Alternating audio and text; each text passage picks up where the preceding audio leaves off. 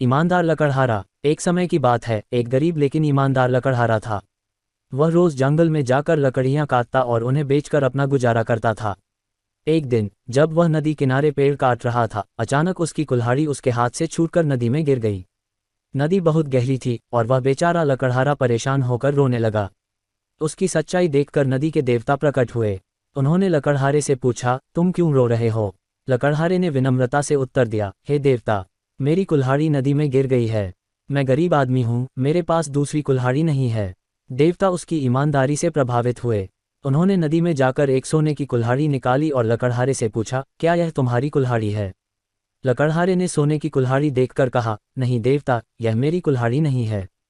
देवता ने फिर से नदी में जाकर एक चांदी की कुल्हाड़ी निकाली और पूछा, क्या यह तुम्हारी कुल्हाड़ी है? लकड़हारे ने फिर कहा, नहीं देवता, यह भी मेरी कुल्हाड़ी नहीं है। अंत में देवता ने एक लोहे की कुल्हाड़ी निकाली, जिसे देखकर लकड़हारा खुशी से बोला, हाँ देवता, यही मेरी कुल्हाड़ी है।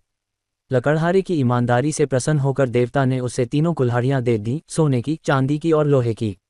लकड़हारा बहुत खुश हुआ और अपने घर लौट आया। इस कहानी से हमें यह सीख मिलती है कि ईमानदारी का हमेशा इनाम मिलता है।